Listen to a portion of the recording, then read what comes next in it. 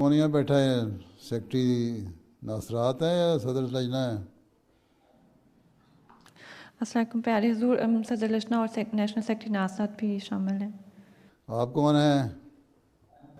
صدر لجنہ۔ نئی صدر لجنہ بنی ہے ماشاءاللہ، جی پیارے حضور۔ کمال ہو گیا۔ اور آپ کے لیفٹ سائڈ رائٹ سائڈ پہ کون بیٹھا ہے؟ نہ لیفٹ سائڈ پہ جی یہ نیشنل سیکرٹری ناصرات۔ رائٹ سائڈ ناصرات ہیں؟ جی اچھا بیٹھ جاؤ۔ یہ بیٹھے کہاں ہوئے ہیں آپ لوگ؟ مائی مارک میں ہم بیٹھے ہیں، جہاں پہلے جلسہ سالانہ ہوا کرتا تھا، مانہائم میں۔ مانہی میں وہاں جگہ لیے جا کے؟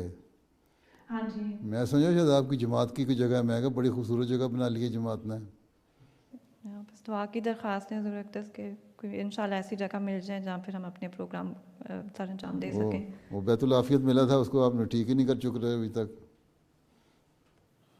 جی پیارے حضور، وہ اس کے کچھ ہی اب رہتے ہیں آخر تک، تو امید ہے کہ انشاءاللہ اگلے سال مراحل لمبے ہوتے جا رہے ہیں۔ اچھا بس دعا کی درخواست۔ چلو پھر آگے کون ہے؟ جی پیارے حضور، آپ سے اجازت چاہتے ہیں کہ بچیاں سوالات کر لیں۔ ٹھیک ہے، کرو کرو، پوچھو، بیٹھ جائیں۔ السلام علیکم پیارے حضور، وعلیکم السلام۔ میرا نام فضا ربانی ہے۔ میرا سوال ہے کہ اللہ تعالیٰ قرآن کریم میں فرماتا ہے، اور یقیناً ہم نے قرآن کریم کو نصیحت کی خاطر آسان بنا دیا، تو میرا سوال ہے پھر ہمیں تفاسیر کی ضرورت کیوں پڑتی ہے؟ آسان بنا دیا ہے، اس میں جو باتیں ہیں وہ آسان ہیں عمل کرنے کے لحاظ سے، ٹھیک ہے۔ نصیحت اللہ تعالیٰ نے کی ہے، جو بعض کھلی باتیں ہیں، جو ظاہری احکامات دیے ہیں وہ بڑے آسان دیے ہیں، ٹھیک ہے۔ اور اس کو اللہ تعالیٰ نے فرمایا کہ یہ نصیحتیں جو ہیں کوئی مشکل نہیں ہے انسان کے لیے، جو انسان کے جو قوا ہیں، جو انسان کی طاقتیں ہیں، جو انسان کی دماغی حالت ہے، اس کے لیے اس کو سمجھنا اور اس پہ عمل کرنا مشکل نہیں ہے۔ اس لیے یہ کہنا کہ جی بہت مشکل کام اللہ تعالیٰ نے ہمیں بتا دیا، یہ غلط ہے۔ ہاں اگر تمہیں سمجھ نہیں آتی کسی بات کی، تمہیں مشکل لگتا ہے، تو اس کے لیے پھر تفسیر موجود ہے، مفسرین نے اس کی آسان تفسیر کر کے تمہیں سمجھا دیا کہ اس کا یہ مطلب ہے، ٹھیک ہے۔ لیکن اللہ تعالیٰ نے ساتھ یہ بھی سمجھایا دیا کہ جو پاک صاف لوگ ہوتے ہیں انہی کو اس کی باتیں سمجھ آتی ہیں، ہر ایک۔ اور اللہ تعالیٰ نے یہ بھی فرما دیا کہ جو ظالم ہیں وہ ان کو نقصان ہی ہوتا ہے اس سے، ان کو سمجھ نہیں آتی۔ مومن جو ہیں ان کو فائدہ ہو جاتا ہے، اور ظالموں کو سمجھ نہیں آتی، وہ ان کو نقصان ہی ہوگا اس کا پڑھنے کا۔ ایک طرف اللہ تعالیٰ کہتا ہے کہ قرآن کریم پڑھنے کا فائدہ ہے، دوسری طرف کہتا ہے اس کا نقصان ہے۔ فائدہ کس کو ہے؟ جو مومن ہے۔ نقصان کس کو ہے؟ جو کافر ہیں، جو نہیں ماننا چاہتے، جو سمجھنا نہیں چاہتے۔ تو اللہ تعالیٰ نے احکامات دیے ہیں اس میں ایسے جن پہ عمل ایک انسان کر سکتا ہے، اور جو اس کا مقصد ہے پیدائش ہے اس کو پورا کر سکتا ہے۔ اللہ تعالیٰ نے فرمایا کہ انسان کا مقصد پیدائش جو ہے عبادت کرنا ہے، ٹھیک ہے۔ اور وہ عبادتیں جو ہیں اللہ تعالیٰ نے جو طریقہ بتایا عبادت کا، وہ ایسی مشکل نہیں کہ آدمی کر نہ سکے۔ کہاں 50 نمازوں سے شروع کیا تھا اللہ تعالیٰ نے کہنا، پھر ان کو آسان کرتے کرتے کرتے 5 نمازوں پہ آ گیا، ٹھیک ہے۔ تو آسانی ہو گئی نا تمہارے لیے۔ اور 5 وقت ایسے ہیں جو انسانی فطرت کے لحاظ سے، انسانی طبیعت کے لحاظ سے، روزمرہ کے وقت کے لحاظ سے ایسے ہیں کہ جس میں انسان کی ضرورت ہوتی ہے کہ دعا کرے اور اللہ تعالیٰ کے قریب ہو اور پھر اس کا قرب پائے۔ تو یہ مطلب ہے انسان کا آسان بنانے کا، یہ مطلب کہ اس کا عمل کرنا مشکل نہیں ہے۔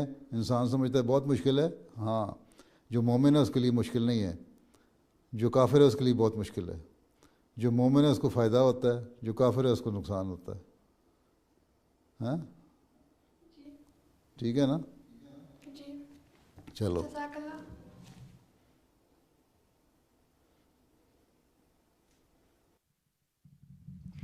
السلام علیکم ورحمۃ اللہ وبرکاتہ۔ پیارے حضور، وعلیکم السلام.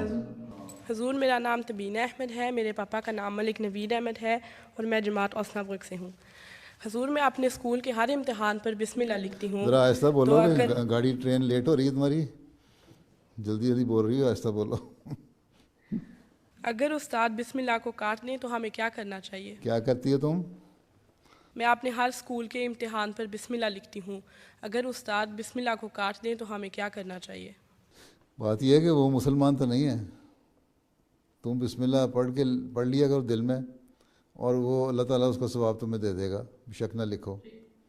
اور اگر تم نے لکھ دیا ہے اور استاد کہتا ہے کہ نہیں لکھنا، تو پھر فائدہ کوئی نہیں بلا وجہ استاد سے ٹکر لینے کی.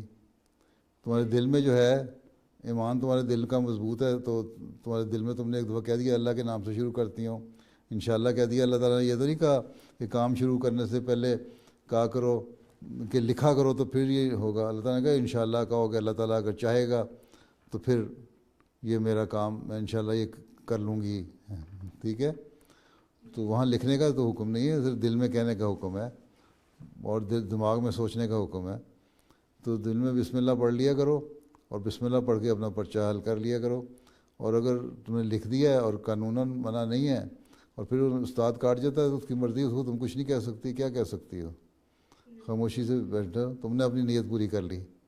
ٹھیک ہے، اس لیے بہتر یہ ہے، کٹوانے سے بہتر یہ ہے کہ بسم اللہ پڑھ کے لکھو. بلکہ ہر پرچہ شروع کرنے سے پہلے پوری سورہ فاتحہ پڑھا کرو. ہاں، الحمدللہ رب العالمین الرحمن الرحیم، پوری سورہ فاتحہ پڑھا کرو. جی ٹھیک ہے. حضور میری دادی امی اور میرے دادا ابو کے لیے دعا کی درخواست ہے. اچھا، اللہ تعالیٰ فضل کرے. جی چلو پھر بیٹھ جاؤ. جزاک اللہ. السلام علیکم پیارے حضور پر نور. وعلیکم السلام.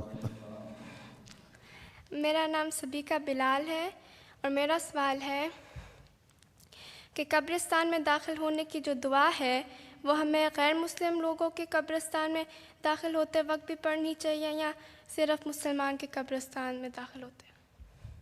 آج کل تو تمہارے قبرستان جو ہیں سارے ایک جگہ ہی ہیں. جہاں عیسائیوں کے قبریں ہیں وہیں ساتھ ہی احمدیوں کو بھی کچھ تھوڑا سا قبرستان کا، مسلمانوں کو قبرستان کی جگہ ملی ہوئی ہے. جو مین گیٹ میں داخل ہو جاؤ گے ہیں، تو تم اگر مین گیٹ میں داخل ہوتے دعا پڑھو تو تم تو احمدیوں کے لیے پڑھ رہے ہو گے. باقی جو لوگ مشرک ہیں، جنہوں نے اللہ تعالیٰ پہ یقین نہیں ہے اور جن کی لاشیں جلائی نہیں جاتی اور دفنائی جاتی ہیں، وہ بھی وہاں دفن ہیں. ان کو تم نے کیا اللہ تعالیٰ کا سلامتی پہنچانی؟ وہ تو مشرک ہیں. اللہ تعالیٰ تو مشرکوں کے ساتھ کیا سلوک کرتا ہے اللہ بہتر جانتا ہے. ہمیں تو یہ بتایا نا کہ میں مشرک کو نہیں بخشوں گا. تو اصل چیز یہی ہے کہ جو تمہارے اپنے مسلمان ہیں، تم جو ایک جنرل دعا کرتی ہو مین گیٹ سے داخل ہوتے، باقی وہ اس دعا کو جہاں تک اللہ تعالیٰ نے پہنچانا ہے وہ اللہ تعالیٰ نے پہنچانا ہے. تم نے تو نہیں پہنچانا نا. تم تو نیت یہ کر رہی ہو کہ جو نیک لوگ یہاں دفن ہیں ان تک میرا سلام پہنچ جائے. اور جب قریب جاؤ اپنے قبرستان کے تو دوبارہ سلام کہہ دو، تاکہ وہ جو قبرستان میں جہاں تمہارا حصہ ہے، پورشن احمدیوں کا یا مسلمانوں کے قبرستان کا، وہاں اللہ تعالیٰ ان لوگوں کو سلام پہنچا دے. ٹھیک ہے، چلو السلام علیکم. السلام علیکم پیارے حضور، میرا نام عطیت الوکیل ہے اور میرا سوال ہے کہ عورتیں امام بن سکتی ہیں؟ عورتیں عورتوں کی امام بن سکتی ہیں، بے شک نیچے کر لو. عورتیں عورتوں کی امام بن سکتی ہیں، مردوں کی نہیں بن سکتی. ٹھیک ہے، یہی ہمیں حضرت صلی اللہ علیہ وسلم نے فرمایا ہے. ہم اگر مسلمان ہیں، پکے مسلمان ہیں، قرآن اور سنت پہ عمل کرنے والے ہیں، حضرت صلی اللہ علیہ وسلم کی باتوں کو ماننے والے ہیں، تو پھر ہمیں وہی کرنا چاہیے جو ہمیں اللہ تعالیٰ اور اس کے رسول صلی اللہ علیہ وسلم نے فرمایا. ٹھیک ہے، اور انہوں نے یہ فرمایا کہ مرد جو ہے وہ امام بنے گا، اور اگر عورتیں ہوں، ایسی مجبوری ہو تو پھر عورت امام بن سکتی ہے جہاں عورتیں ہوں صرف. ٹھیک ہے نا. تو اس لیے ہمارے ہاں بھی جب نمازیں ہوتی ہیں، بعض فنکشن ہوتے ہیں تو عورتیں نمازیں پڑھا لیتی ہیں. روا میں مجھے یاد ہے پرانے زمانے میں جب ساؤنڈ سسٹم پوری طرح اچھا نہیں تھا تو جو جلسہ ہوا کرتا تھا، جو لجنہ کی مارکی میں جو جلسہ ہوتا تھا اس میں وہاں ظہر عصر کی نمازیں عورتیں پڑھایا کرتی تھیں باجماعت عورتوں کو، مردوں کے حصے سے آواز وہاں نہیں جاتی تھی. ٹھیک ہے نا.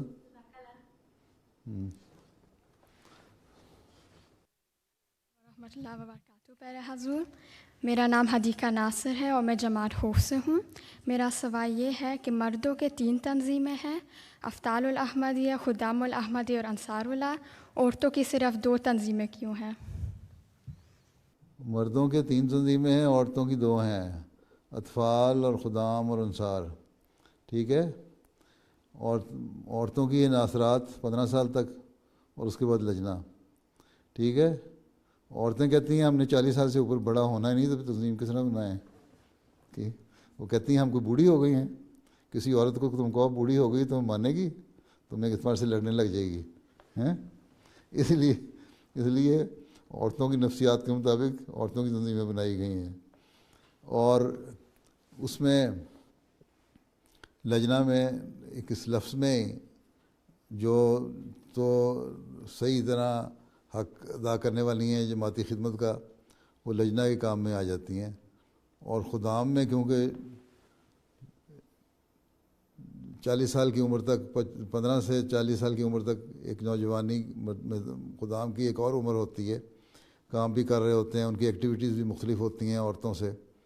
عورتوں کی ایکٹیویٹیز ایک وقت میں جا کے ایک ہی ہو جاتی ہیں. ٹھیک ہے. عمومی طور پہ گھر کو سنبھالنا. ٹھیک ہے، عورتیں بھی ایسی ہیں جو کام کرنے والی ہیں، ڈاکٹر بھی ہیں، انجینئر بھی ہیں، دوسرے کام بھی کرتی ہیں.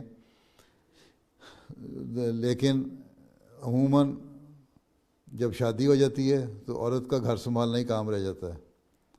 وہ عورت چاہے وہ 25 سال کی عورت ہے، 20 سال کی، چاہے وہ 50 سال کی، اس کا ایک ہی کام تقریباً بنتا ہے ملتا جلتا. اس لیے ان کی ایکٹیویٹیز کے لحاظ سے ان کو ایک گروپ شمار کیا گیا ہے. اور مردوں میں کیونکہ مختلف ایکٹیویٹیز ہوتی ہیں، 40 سال تک ان کی ایکٹیویٹیز اور ہوتی ہیں خدام کی، اس کے بعد اور مختلف ہو جاتی ہیں. پھر جو سوچ میں فرق ہے، عورت جو ہے وہ میچور ہو جاتی ہے جلدی، اور اس کی سوچ اور بڑی کی سوچ تقریباً ملتی جلتی ہیں. مردوں کی جو سوچ ہے بڑھاپے میں جا کے بالکل علیحدہ ہو جاتی ہے. ایک یہ بھی وجہ ہو سکتی ہے. تو 3 کیٹیگری اس لیے بنائیں کہ مختلف مردوں کو زیادہ کام کرنے کی طرف توجہ دلائی جائے، اور عورتوں سے یہ بھی امید رکھی گئی ہے کہ یہ بھی وجہ بھی ہو سکتی ہے کہ عورتوں سے یہ امید رکھی گئی ہے کہ وہ چاہے 25 سال کی ہو یا 50 سال کی ہو، وہ اسی طرح ایکٹیو ہو کے کام کرے گی. لجنہ کا جو کام کرنے والی ہے جس طرح ایک 25 سال والی کر رہی ہے، اور اس لیے فرق نہیں رکھا. تو حضرت مسلم موعود نے جب بنائی تھی تنظیمیں، ایک تو اس لیے بنائی تھیں تاکہ مرد جو ہیں نوجوانوں کا ایک طبقہ علیحدہ رکھا جائے، ان سے زیادہ کام لیا جائے. اور مردوں سے بعض کام ایسے لیے جاتے ہیں جو زیادہ سخت ہوتے ہیں، جو انصار کی عمر میں پہنچ کے انسان نہیں کر سکتا. اس لیے بھی ایک فرق شاید رکھا ہو. عورتوں کی جو کام کی نوعیت ہے وہ ایک طرح کی ہوتی ہے، وہ کر سکتی ہیں، چاہے وہ 25 سال کی ہو، 30 سال کی ہو، 35 سال کی ہو، یا 45 سال کی، یا 50 سال کی. تو یہ وجوہات ہو سکتی ہیں. باقی یہ تو اچھی بات ہے کہ تم لوگوں کی عمروں کو پتہ نہیں لگتا، نہیں تو پتہ لگ جائے گا کون اور 40 سال کی ہوگی، پھر بھی پریشان ہوتی رہو گی. ٹھیک ہے. چلو. السلام علیکم پیارے حضور. میرا نام سبیکہ احمد اور میرا سوال ہے کہ آج کل ہم جنس اور لیسبین کے بارے میں بہت بات کی جاتی ہے. میرے کلاس فیلوز اس بارے میں میری رائے پوچھتی ہیں. تو جن لوگوں کا مذہب نہیں، ان کو میں کیا دلیل دے سکتی ہوں؟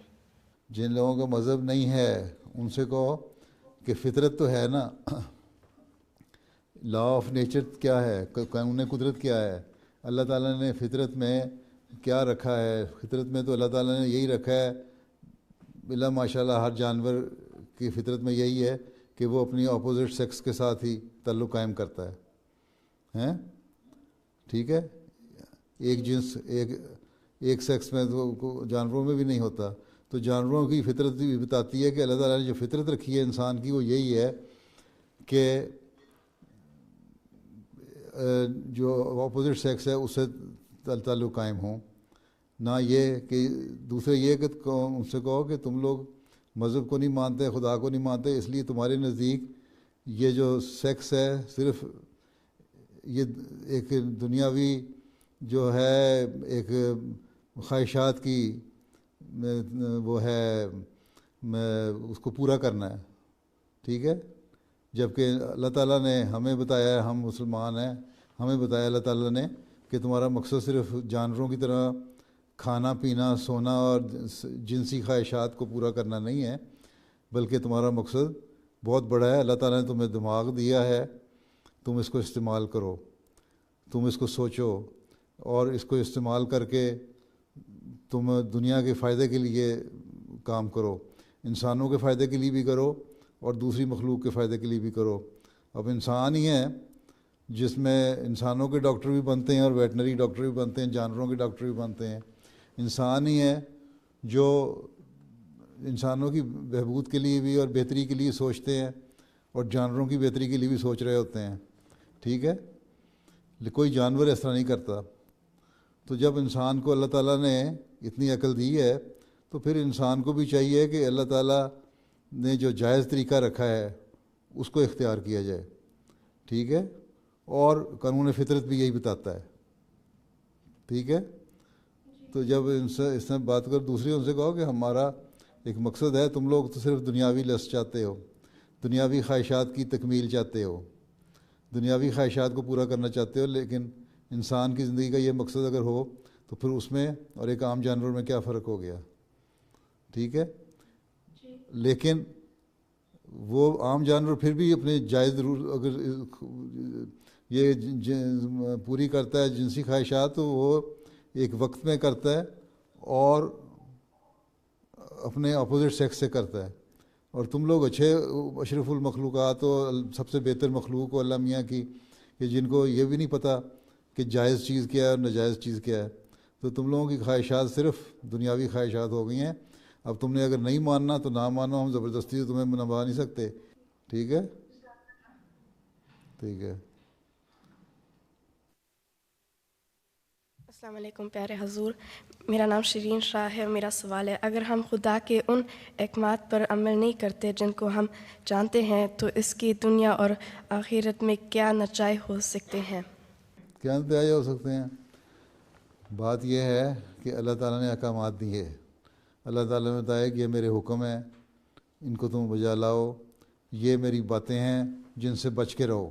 ٹھیک ہے, یہ میرے احکام ہیں کرنے والے اور یہ میرے حکم ہیں نہ کرنے والے. اور اللہ تعالیٰ کہتا ہے کہ اگر تم یہ کرو گے تو میں تمہیں ثواب دوں گا, اجر دوں گا, اور آخرت میں تمہیں اس کا انعام ملے گا, اور بعض دفعہ اس دنیا میں بھی انعام مل جاتا ہے. ٹھیک ہے, اگر تم یہ نہیں کرو گے تو تمہیں سزا مل سکتی ہے.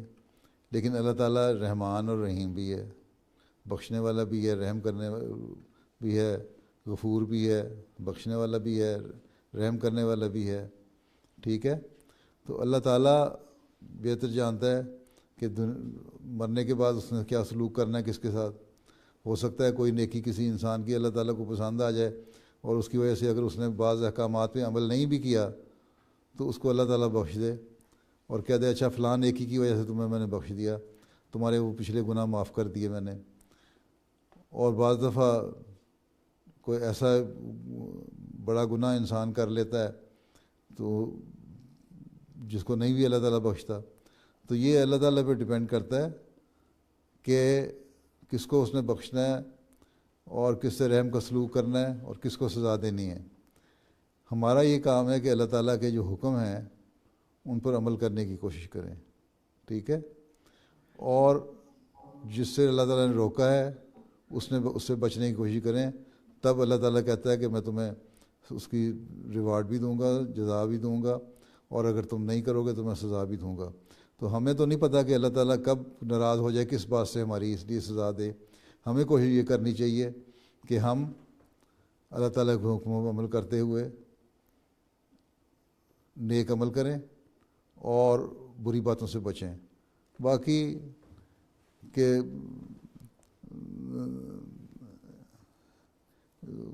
کیا نتیجہ کیا نکلے گا، اللہ تعالیٰ آخر میں کیا سلوک کرے گا، یہ اللہ بہتر جانتا ہے. ٹھیک ہے، اللہ تعالیٰ بخشنے والا ہے، بخش بھی سکتا ہے اور سزا بھی دے سکتا ہے. یہی تمہارا سوال تھا نا؟ ہاں جی. ٹھیک ہو گیا نا؟ جی جزاک اللہ. ٹھیک ہے. پیارے حضور، میرا نام ہے عابدہ محمود اور میں مجلس تھاؤنس سے ہوں. میرا ایک سوال ہے، حضرت آدم علیہ السلام کے زمانے میں اور انسان بھی اس دنیا میں رہتے تھے، کیا ان انسانوں کے بارے میں کوئی معلومات ملتی ہے جو حضرت آدم علیہ السلام کے ساتھ رہتے تھے؟ ہمیں اور تو معلومات نہیں ملتی. اللہ تعالیٰ نے یہ کہا ہے تم سب کے سب لوگ جو ہو یہ زمین پہ رہو اور اللہ تعالیٰ کے جو حکم آتے ہیں، جو انبیاء آئیں گے ان کی عبادت کرنا، ان کے حکم ماننا اور اللہ کی عبادت کرنا، اور شیطان سے بچ کے رہنا. ٹھیک ہے، تو تمہیں میں انعام دیا کروں گا، تمہیں جزا دیا کروں گا اس کی، اور اگر نہیں کرو گے تو تمہیں سزا ملے گی اگر بری باتیں کرو گے. اس سے زیادہ ہمیں اور مذہب کی تاریخ میں تو کوئی اور بات نہیں ملتی. یہ بہرحال ملتا ہے کہ آدم اکیلے نہیں تھے بلکہ ایک قوم تھی، اور وہ قوم ہی دنیا میں آباد تھی. ٹھیک ہے. ٹھیک ہے، جزاک اللہ. السلام علیکم پیارے حضور، میرا نام عافیہ مسعود ہے اور میں 14 سال کی ہوں. میرا سوال یہ ہے کہ آج کل کے غیر مسلمان نوجوان جو ہیں وہ سوشل میڈیا کے برے اثرات کی وجہ سے خدا اور دین پہ سے بہت دور ہوتے جا رہے ہیں، اور اگر ہم ان کو کچھ سمجھائیں وہ ہماری بات نہیں سنتے. تو میرا سوال ہے کہ ہم ان کو کیسے یقین دلا سکتے ہیں کہ ایک خدا ہے؟ پہلی بات تو یہ ہے کہ پہلے تو اپنوں کو بھی سنبھالو، ہیں کہ ہمارے اپنے لوگ بچے بچیاں جو ہیں نا وہ ان کے انفلوئنس میں نہ آ جائیں، ان کے اثر کے تحت نہ آ جائیں.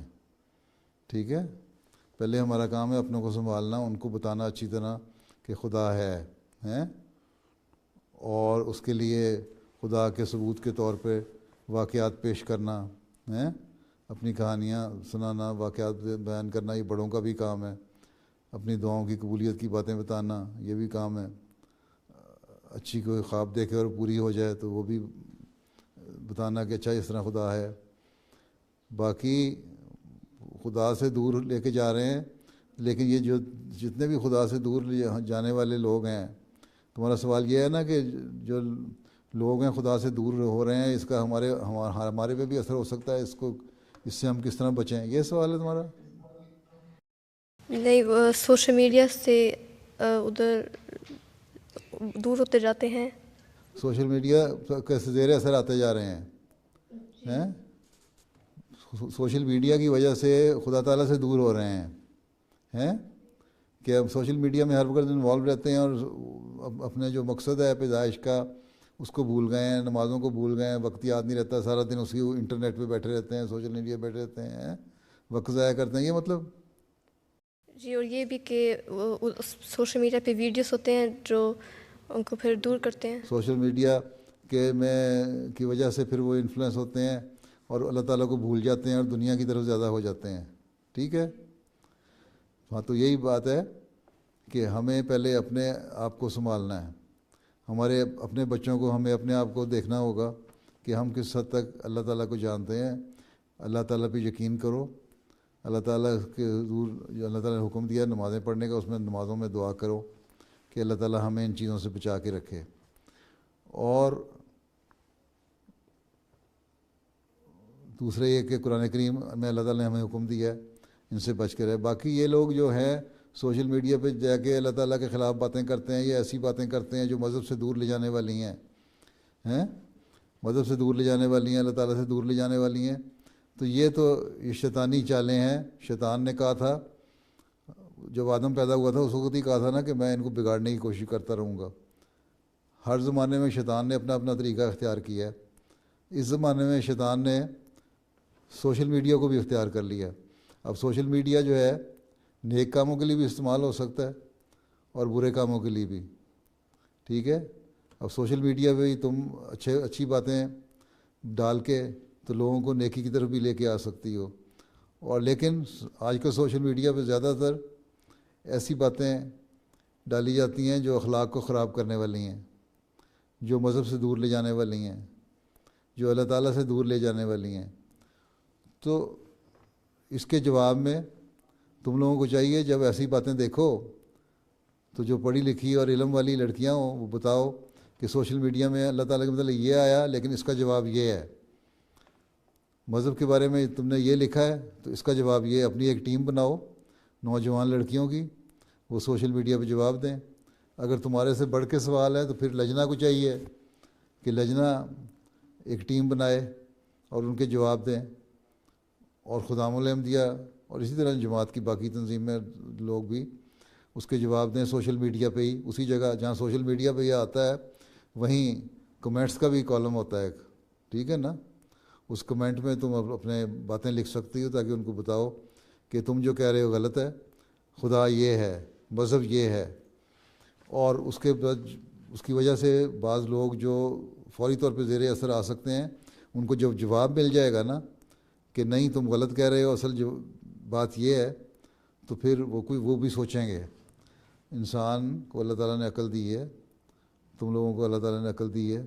جب تمہارے پاس اس سوال کا جواب ہوگا, جو غلط راستے پر تمہیں لے جایا جا رہا ہے اس کو صحیح راستے پر ڈالنے کے لیے تمہارے پاس حل ہوگا اس کا ہیں, تو پھر لوگ پھر اس کو بھی دیکھیں گے, پھر کوشش کریں گے کہ ہم اس کو بھی دیکھیں. باقی یہی شیطان نے کہا تھا کہ میں بگاڑ پیدا کروں گا, اور آج کل شیطان سوشل میڈیا کے ذریعے سے بگاڑ پیدا کرنے کی کوشش کر رہا ہے. اور اس کا طریقہ یہی ہے کہ ہم زیادہ سے زیادہ اللہ تعالیٰ کی طرف جھکیں جو احمدی ہیں, تاکہ صحیح مسلمان ہونے کا حق ادا کر سکیں. اور جو دوسرے ہیں ان کو بچانے کے لیے سوشل میڈیا پہ اس کا جواب دو تاکہ ان کے جو غلط باتیں ہیں ان کا رد ہو جائے, ان کو جواب مل جائے. ٹھیک ہے. ٹھیک ہے. جزاک اللہ. السلام علیکم پیارے حضور, میرا نام بسمہ ظفر ہے اور میں مجلس کا اسلاٹن سے ہوں. حضور, میں سوال کرنے سے پہلے میں نے اپنے اور اپنی فیملی کے لیے دعا کا کہنا ہے. خصوصی طور پر اللہ تعالیٰ فضل کرے. خصوصی طور پر میرے ماموں کی کامیابی کے لیے. میرا سوال ہے کہ جب آپ کو خط لکھیں تو کہا جاتا ہے اس کو مختصر لکھنا چاہیے, لیکن اگر مسئلہ یا بات لمبی ہو تو حضور آپ کو بات کیسے بتانی چاہیے؟ مسئلہ ہو یا بات لمبی ہو تو پھر تو لمبا خط بھی لکھا جاتا ہے, لیکن اس کو پوائنٹس بنا کے لکھ سکتی ہو. 1 2 3 4 5 اگر پوائنٹس بنا کے لکھو نا تو جلدی سے ہو جائے گا. اگر 10 صفحوں کا خط لکھو گی تو میں اس کو اپنے دفتر کو کہوں گا اس کا سمری بنا دو, خلاصہ بنا دو اس کا, ہیں تو وہ پوائنٹ بنا کے دے دیں گے. اس کے لیے ہو سکتا ہے بعض پوائنٹ جو تمہارے دین ہو وہ رہ جائیں, اس لیے بہتر یہ ہے کہ تم خود ہی اگر بہت لمبی بات ہے نا تو 1 2 3 4 5 6 کر کے نا پوائنٹس لکھ کے تو دے دو کہ یہ پوائنٹ ہیں, یہ باتیں ہیں. اور اگر آپ چاہتے ہیں کہ اس کو مزید میں کھول کے بیان کروں تو میں مزید کھول کے لکھ دوں گی اگر ان میرے پوائنٹ سے سمجھ نہیں آئی. ٹھیک ہے. پہلی دفعہ تم مختصر 10 صفحوں خط کو 2 صفحوں پہ تو لکھ سکتی ہو, لیکن 10 صفحے کو پڑھنا مشکل ہو جاتا ہے. ٹھیک ہے. جی ٹھیک ہے. جزاک اللہ.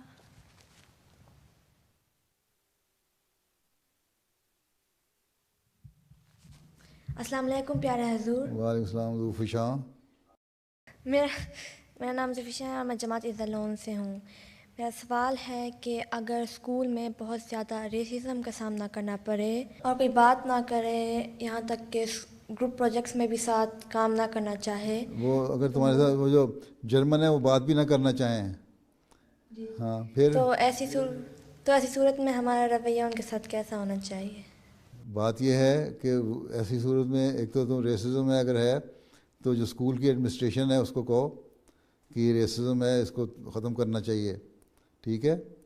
دوسرے ان لوگوں سے, لڑکیوں سے, ساری تو نہیں ریسزم ہوتی نا, چند ایک ہی ہوتی ہیں 2 4 ہیں جو باقی اچھی لڑکیاں ہیں یا اچھے اسٹوڈنٹ ہیں, ان سے تم رابطہ رکھ سکتی ہو. ٹھیک ہے, ان سے کہو یہ دیکھو ہم تو جرمنی میں آئے, ہم جرمن زبان بول رہے ہیں, ہم جرمن قوم کے ملک کے وفادار بھی ہیں, ہمیں یہی مذہب نے ہمیں سکھایا ہے, اور ہم تمہاری خاطر کام بھی کر رہے ہیں. اب میں پڑھائی اسکول میں کر رہی ہوں تو اس لیے کر رہی ہوں تاکہ میں بڑی ہو کے کوئی اچھا کام کر سکوں اور ملک کے کام آ سکوں, ڈاکٹر بنوں یا انجینئر بنوں یا فلاں بنوں, اور ہماری بہت ساری لڑکیاں بنی ہوئی ہیں. تو اس قسم کے اگر ریسزم ہو تو پھر تو لڑائیاں ہی ہوتی رہیں گی, اس لیے ہمیں نہیں کرنی چاہیے. اور کہنا اسلام ہمیں یہی سکھاتا ہے کہ ریسزم تو کوئی چیز نہیں ہے. تو جب ہم وفادار ہیں ملک کے تو ہمارے سے یہ کیوں سلوک ہوتا ہے.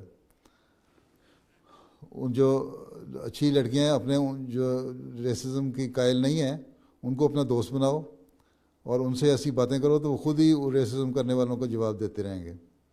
بہت جگہ ایسا جرمنی میں بھی ہو رہا ہے اور ملکوں میں بھی ہوتا ہے کہ بہت سارے ان کے اپنے لوکل لوگ جو ہیں وہی ہمارے دوسری قوموں کے لوگوں کے ایشین کے جو ایشین آباد ہیں وہاں ساتھ دیتے ہیں. وہ کہتے ہیں جو ہمارے لوگ کر رہے ہیں وہ غلط کر رہے ہیں, اور پھر تمہاری طرف سے ہو کے وہ ان کو جواب دیتے ہیں. تو اپنے جو دوسری اچھی لڑکیاں اور اچھے اسٹوڈنٹ ہیں ان کو دوست بناؤ, وہ خود ہی ان ریسزم کرنے والوں کو جواب دے دیں گی. لیکن خود تمہیں ان کے ساتھ انٹیگریٹ ہونا پڑے گا, جواب دینا پڑے گا, ان کے ساتھ مل جل کے بیٹھنا پڑے گا. ان کی اچھی باتیں اختیار کرو اور اپنی اچھی باتیں ان کو سکھاؤ. ٹھیک ہے, جی جزاک اللہ.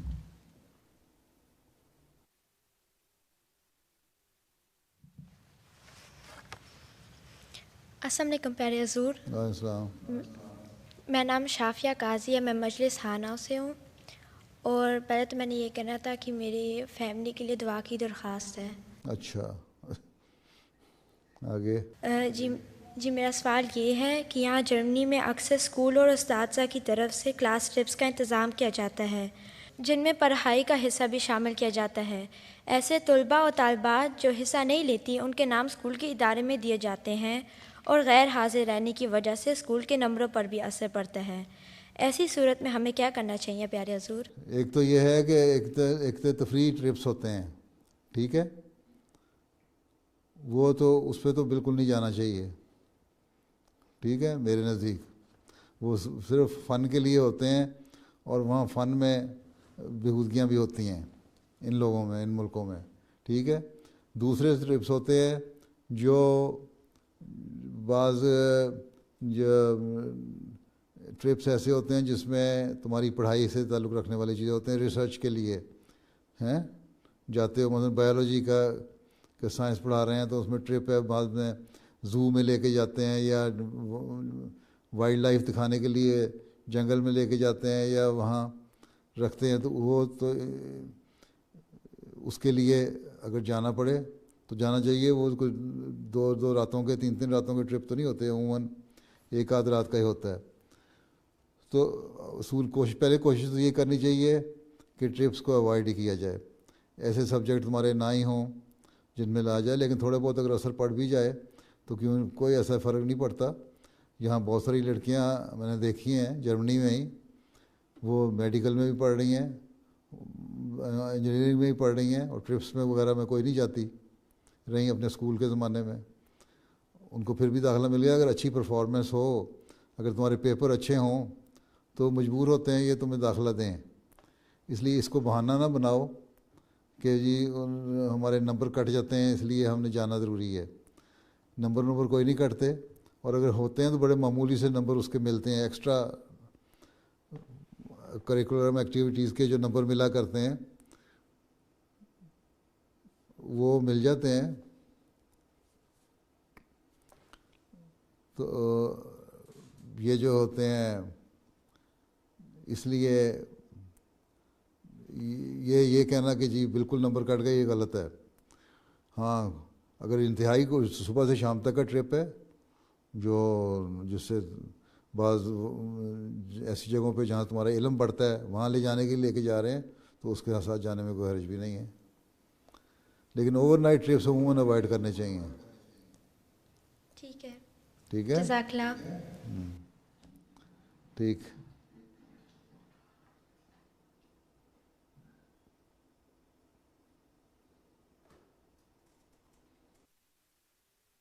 प्यारे हजूर, मेरा नाम रहीम मलिक है और मैं मजलिस हाटा साहब से हूँ। मेरा सवाल है कि लोगों में नज़र बद से मुतल्लिक जो कॉन्सेप्ट पाया जाता है उसमें इस्लाम में कोई अहमियत है? नज़र बद, बात यह है कि इंसान में जहाँ तकब्बुर पैदा होता है अपने ऊपर ही नज़र लग जाती है अपनी, ठीक है।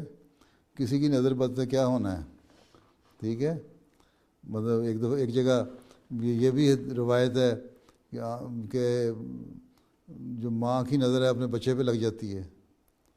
अब माँ तो बच्चे से प्यार करने वाली होती है, उसकी नज़र किस तरह लग जाती है, उसकी नज़र इस तरह लग जाती है कि वो कहती है देखो मैं कितनी अच्छी परवरिश कर रही हूँ बच्चे की, और उसको दूध पिलाती हूँ, उसकी केयर करती हूँ, खाना पीना अच्छा कर रही हूँ, देखो कितना अच्छा है, सेहतमंद है, मोटा ताज़ा है, और मेरी मेहनत की वजह से है। वो अपनी नज़र ही लगा देती है उसको।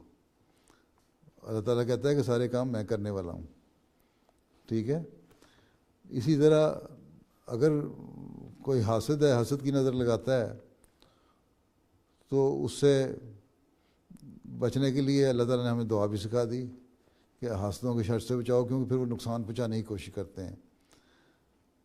बाकी बाद लोग जो ज़्यादा यकीन रखते हैं ना नज़र बद पे, उनको फिर नज़र इस तरह लग जाती है, वो किसी की नज़र देख के ना खुद ही घबरा के ना, अब मसलन कोई खाना खा रहा है ना, तुम तो उसको यकीन है कि फ़लाँ जो लड़की है वो बुरी नज़र से मुझे उसकी नज़र बद लग जाती है, तो तुम्हारे हाथ कांपने लग जाएंगे, तुम्हारे हाथ से लुकमा गिर जाएगा, तुम कहोगी देखो इसकी नज़र बद लग गई, हालांकि वो नफ्सियाती असर तुम्हारे ऊपर पड़ रहा होता है, ठीक है।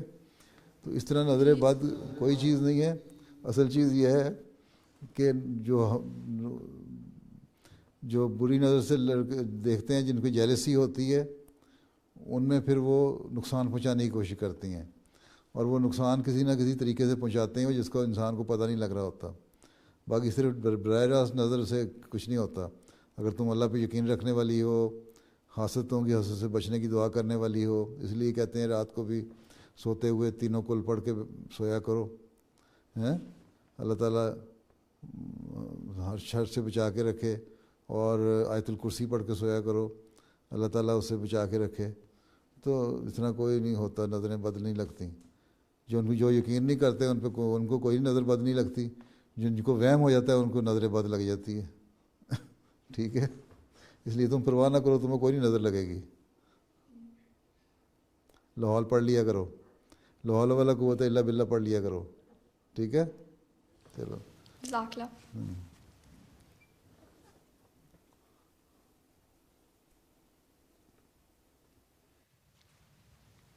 अस्सलाम वालेकुम प्यारे हजूर, मेरा नाम अतियातुल अव्वल ख़ान है और मेरा सवाल है कि क्या सर पर स्कार्फ ना लेना एक बुरा काम है?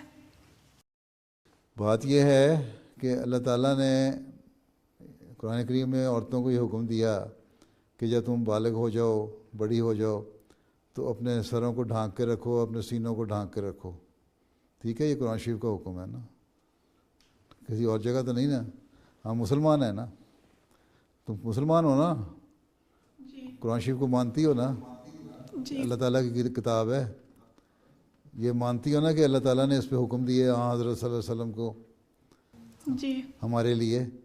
तो उसी में कुरान करीम में ये लिखा है कि सरों को ढांक के रखो और अपने सीनों को ढांक के रखो, ताकि लोगों के गलत नज़रों से बच के रह सको, और औरत का जो तकद्दुस है वो कायम रह सके, ठीक है जी। जज़ाकल्लाह। तो इसलिए सरों को जब बालिग हो जाए लड़की, 13-14 साल की हो, जवान हो जाए, तो फिर सरों को ढांकना भी और अपना कोट पहनना, अपने सीनों को ढांकना भी अच्छी बात है, और यही हुक्म है अल्लाह ताला का, और हमने वही हुक्म करना है जो अल्लाह ताला ने हमें हुक्म दिया, ठीक है। ठीक है ना। जज़ाकल्लाह। जी। अगर हम मुसलमान हैं तो फिर अमल करना चाहिए पूरी तरह, और अगर नहीं मुसलमान तो फिर जो मर्ज़ी करें, ठीक है जी। ठीक है। चलो